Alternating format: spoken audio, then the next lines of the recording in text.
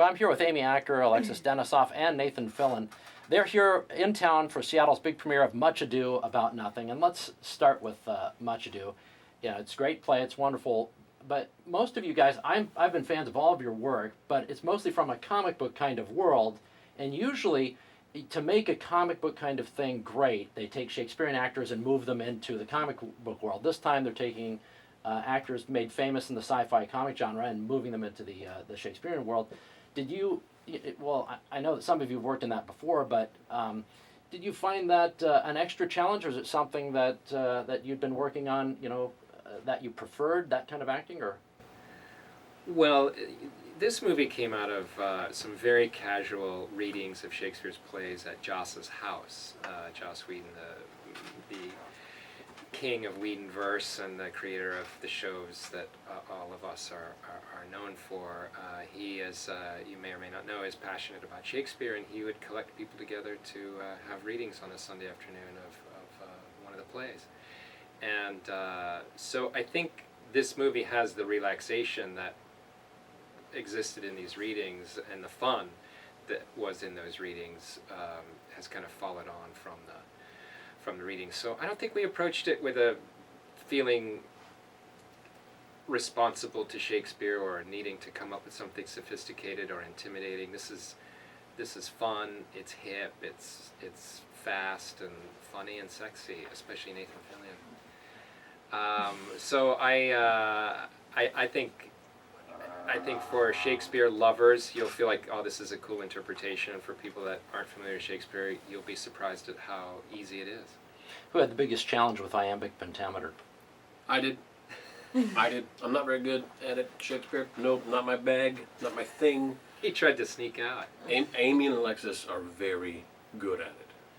So, Which is, I gotta tell you, it's a boon. It's a boon. When you don't know Shakespeare, it feels a little snooty, it feels a little leopedy. Mm-hmm. Watching it done well, it's loaded with meaning. Watching it done well, you understand it. So, in capable hands, I'm looking at these two. You get it. Well, he's being kind. The funniest thing in this movie is Nathan Fillion, I have to say. And the audiences that have seen it have gone nuts for this character. I think he should spin this off into a show. This guy, he plays Dogberry. He needs another show. Yeah, he needs two shows at once. Mm-hmm. Amy, what was your overall experience? The last time you were here, it was Cabin in the Woods, a big horror film. This is a great departure. And I was really excited to see it too, because so often in the works that you're famous for, it's Amy's the timid woman who's going to meet a horrible end soon, and this time you're the romantic lead, which I thought finally Whedon's doing you right. Oh. So, mm-hmm. Well, I mean, this is a dream role. I've always wanted to play this part, and I was so happy that he asked me to do it, and to get to do it with all of these great people and all of our friends was just. Amy's one of those actors where whatever she does, you watch and you think, you are perfect for this. And then she does something completely different, and you think, you are perfect for this. This is no different. She was born for this role. It's amazing in this movie. I can see it in the trailer. I mean, I've long felt that way on your roles particularly. I just think, this woman is underutilized here. And in the trailer, you've got this wonderful kind of jazz spontaneity. Was that the way it was on set as well? It was pretty loose, and yeah. The one thing, or one of the things that I really like about the movie is it has the feeling that it felt while we were making it. Like when I watched the movie with an audience, I feel like this is as fun to watch as it was to make. And we didn't have a lot of jazz playing while we were making it, but I guess it was playing in our heads or something. Is there Easter eggs in the film for fans of the other genre? Oh, definitely. If you follow Joss's shows, you're gonna see a lot of faces that you've seen in his other shows. And particularly if you were a fan of Wesley and Fred, which is the characters that Amy and I played in Angel, then there's a special treat that you get to see a happy ending for Wes and Fred. Nathan's used to playing kind of the romantic lead with Malcolm Reynolds, but you were kind of stuck with wimpy Wesley, and then finally you get to fight a little bit, but again, you're like poor Amy here, meeting a horrible doom ultimately. This time you're the suave, romantic, witty leading man. Did you Well, have, Joss was in a jam. You know, he didn't write this, so he couldn't kill me off. that explains everything. He tried. He kept suggesting, I'm thinking you fall over in this scene and meet a horrible end. I said, Joss, that's not what's on the script. What we need is a The giant truth snake, is, yeah. if Joss kills you off, it's a great compliment. Mhm. That's how I look at it. You mentioned, Nathan, that Shakespeare doesn't come natural to you, but but it has rich meaning once you see it done well.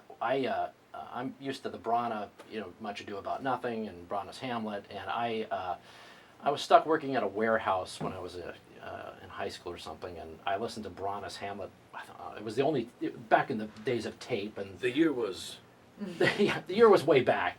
But I had this BBC tape that I played over and over and over again because it was the only thing that I could listen to in this warehouse. And by the end of it, I could speak Iambic Pentameter, and it opened up a whole new world of Shakespeare. Did you feel the same way by the end of this? You know what? Shakespeare done well, you don't know that they are speaking in iambic pentameter. If you've ever read Shakespeare in your high school class when your teacher makes you read it out loud, and you're listening to the kid who drones on in monotone and says each line and pauses at the end of the line as it's written, Right. whereas not really the end of the line as it's spoken. Done right, you don't know it's iambic pentameter. Done right, iambic pentameter sounds like conversation. So, do I speak in iambic pentameter? Yes, because I speak in conversation. Nice. Any future musicals on your horizon? I mean, I know you were a big part of Dr. Horrible's sing-along, and of course Buffy the Vampire Slayer had, I don't remember, were you in Hush? Or no, it was the musical episode. No, Wesley had moved on to Angel. Oh, okay, Yeah. all right. But Whedon's known for that kind of thing. Any rumblings of anything like that in your horizon? You know, we were thinking about doing a sequel to Dr. Horrible, and then another sequel opportunity came up for Joss. I believe he flipped a coin and went with Avengers Went 2. with Avengers yeah. 2. Yeah. There's going to be a lot of But disappointed fans. It's a choice. Really. It's a Joss choice. You can did go there. write all the music in Much Ado as well, so he all the stuff that's in there. How does one man accomplish so much? What's his key? Cheating. Obviously, he's doing something terribly wrong. Yeah, We just haven't figured out what it is yet. and Just coffee. steal A it lot from of us. coffee. It's like he has his own troupe of players. I mean, you all recur in Whedon's work, and people recognize you from that. Do you feel a special camaraderie, or is it just that you guys are used to him, and so he's always calling on the same people? How do you guys get together, and do you seek each other out, to be a part of new projects? When I moved to Los Angeles, I started hearing people say, it's not what you know, it's who you know. And I just thought that was like a bad thing, like, oh, nepotism, people are not going to hire me. But now I realize if I was doing a project, I would want to do it with, rather than strangers, people I knew I could count on. I know how talented they are. I know what they like to hang out with. And I know their level of professionalism and camaraderie and friendship. And those are the people I would want to work with, the who I know. I believe in Joss and everything he does. He's incredibly capable and an amazing storyteller. And he can do no wrong by me. He's done so much for me single-handedly. When Joss says, hey, let's do this thing together, you know that whoever he gathers onto him is going to be fantastic because he only gathers amazing people. So you can only win. Is that a good answer? You're nodding, but radio can't hear you. Perfect answer. I wish I'd said that. Now, you had a role in the Avengers, right? I did. What was that? Because I read that and I thought, wait a second, were you the shadow guy at the end, or who? Yeah. I mean, initially he's a voice in the opening of the movie that kind of sets up the plot, and then in the middle there's a scene on this alien world in With which Loki. with Loki. And your which- 9 fingers that freak me out. Yeah. With You've the never looked better. extra thumbs. If you recognize me in this movie, I might have to punch you because I'm in rubber from head to toe. And then a scene at the end that kind of tees up a question mark for the future of the Marvel universe. I know that you guys want to answer this anyway, but I feel obliged to ask. Are there of you showing up in Avengers 2? Us? We're hoping Amy, all of Nathan? us. We're hoping the entire cast of Much Ado is just slid into the Avengers They're 2 probably without anybody probably noticing. they're watching Much Ado. It should be Like a possible. scene. They're going to be filming an amazing scene in Avengers 2. It's going to be fantastic. All this action's going on. The camera pans slowly. Wait a minute. Nathan! Get out of there! And I crash set, and I kind of sneak in. You're not in this one, My own Nathan. costume. It's kind of a Thor, Captain America hybrid costume. Just keeps jumping in there. It's With a Wonder brown Man. coat. Well, I know that that Alexis and Amy have another interview coming up, so let me pause it right there. Well, I want to give a shout out to my hometown. Please do. Yeah, you're I a gotta tell you, Seattleite. Yeah, I'm standing here in the city I grew up in, and I just want to say, Seattle, much ado about nothing needs you. I love you. I've missed you. I am home. And they have responded that Seattle, Much Ado sold out before they even announced the tickets were for sale. I my bought God. them all. Okay? Never mind Seattle, we're good. That's right. Hey, thanks so much. Thank Pleasure. you.